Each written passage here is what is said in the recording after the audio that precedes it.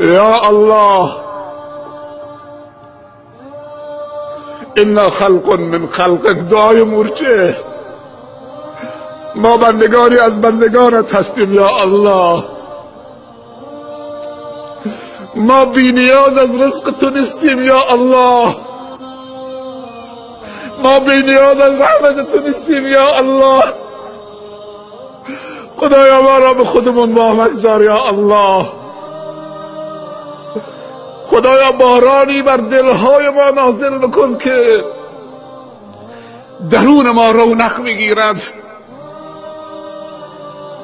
خدایا به داد دلهای ما برس که دلهای ما مرده، نه زمینها.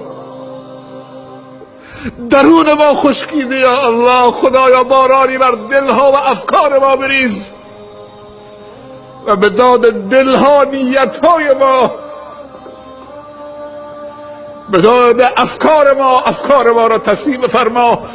اللهم یا مقلب القلوب والابصار، یا مدبر اللیل والنهار، یا محول الحول والاحوال، حول حالنا الى احسن الحال.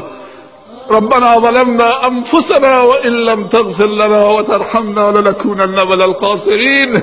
ربنا ظلمنا انفسنا، دعای بابا آدم و ما و حوا. ربنا ظلمنا انفسنا وان لم تغفر لنا وترحمنا لنكونن من الخاسرین. ربنا ظلمنا انفسنا وان لم تغفر لنا وترحمنا لنكونن من الخاسرین. خدایا محتاج رحمتت هستیم. بعد از اینکه درون ما را شستید پروردگارا، بعد از اینکه درون ما را شستید پروردگارا، بعد از اینکه درون ما را شستید، باران رحمت مادی خودت را بر ما ببار. چون همه جا خوش شده، آبها عمیق شدند، چراگاه ها کم شدند، بندگان تو نگرانند. خدایا اینایی که میبینید 90% 2-3 روزی که روزه هستند، امروز با دهان روزه آمدن.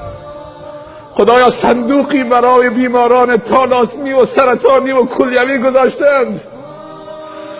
خدایا عجله‌ای برای رفتن ندارند. خدایا اگر تو اونها را بیامرزی و استغفار و توبهشون رو قبول بکنید،